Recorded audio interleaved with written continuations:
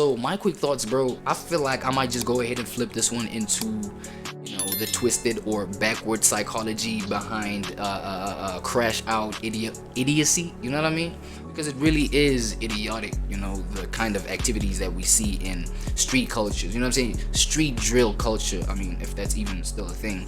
You know, these brothers kind of prove that it might still be a thing, but you know, the idiocy behind it. Let's get into it and see if we can actually learn from, you know, not repeating such activities. More a little story style. Yeah, come back various. Yeah, shit on your areas. Cause ain't nobody bearing this like, we too inferior. Don't try, mister, I can't sleep too much. With their own selves, especially in these songs and things like that. You know what I mean? Then it's expected that, yo, like, anybody else besides, I guess, me speaking on this will be my next body. Come on, bro. You know what I'm saying? So I just wanna, you know, just the hypocrisy, dog, because it's giving hypocrisy. You know what I'm saying? I think my boy Co-Pilot might be able to paint a picture. Hopefully, I ain't update him yet. You know what I'm saying? I ain't update you yet, so you might be tripping now. Yo, Co-Pilot. Hey Sizway, how's it going? No. So there's I'm good. My fault. So the whole thing that I'm watching, right, is so there are these situations with street cultures and street gangs and people in the streets that are rappers at the same time. And these rappers from the streets, they would talk about, you know, how many people they have violated in the streets, how many people they have bullied in the streets, how many people they have just like in conflict with in the streets, and they brag about those things in their music. Now those same people would go at public bloggers for talking about those same activities.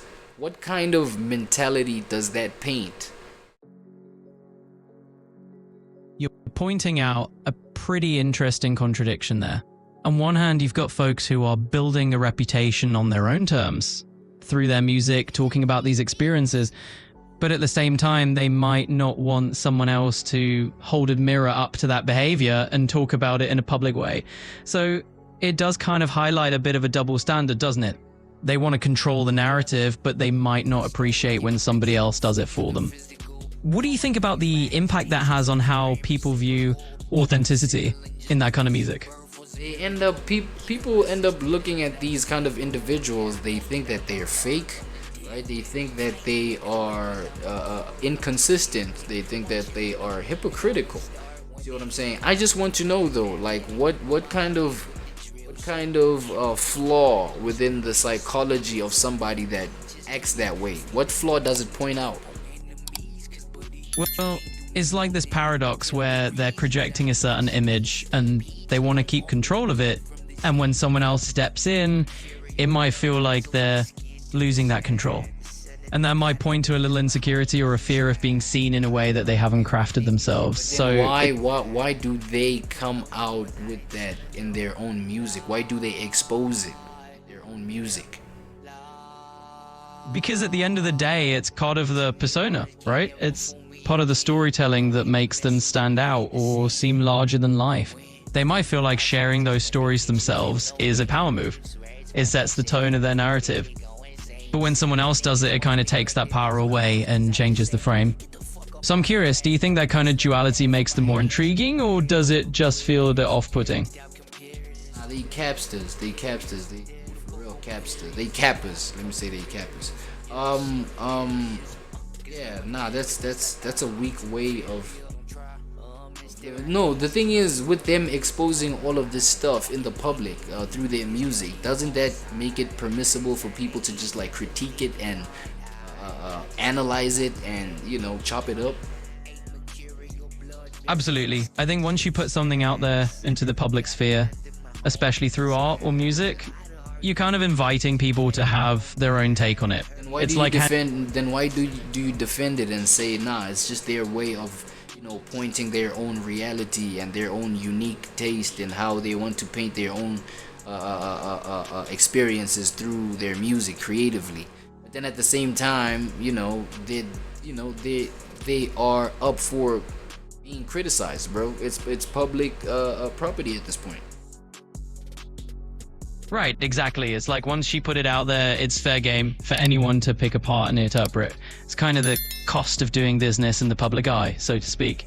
So tell me. So no. The thing is, a content creator, Trap Lord Ross, was, victimized by one of such individuals in question. And Trap Lord Ross was very defensive over that. Do you think he should continue wasting his energy over that kind of thing? Well, that's a real question of how much energy you want to give to the critics, right? If you're doing your thing and you've got a perspective to share, sometimes it's about choosing your battles and deciding where to put your focus. So what do you think? Are you leaning towards just letting it roll off his back, or do you feel like there's value in standing his ground? If I am Trap Lord Ross, I'm definitely looking at it from a perspective where I can, take advantage of the fact that this could be content for me, sharing how I am treated, by these degenerate thinkers, you know what I'm saying? Which are these street guys that are hypocritical. So I might just flip it and turn it into content, Even that has emotional cost to it, doesn't it? Yeah, absolutely. There's always a bit of a toll when you're turning even negativity into content. It's a clever move, but it can be a bit draining too. So maybe the real question is whether it feels worthwhile to him in the long run. Do you think it's something that would help him connect more with his audience, or is it just gonna be more of a burden? Definitely, absolutely. Because now you can have these kind of people, and it's not. I'm sorry I made it about Trap Lord Ross. I'm just saying, that's kind of bullying. Giving bullying the scene. This might be the psychological. This might be the psychology of bullies. You know what I mean? I don't even. So I ain't gonna lie. Hold on. What else can we? I swear academics went through this kind of thing, man. What's it with? It's a bunch of people, man. He's rich with haters. He's rich with haters. I'm my boy Agdo.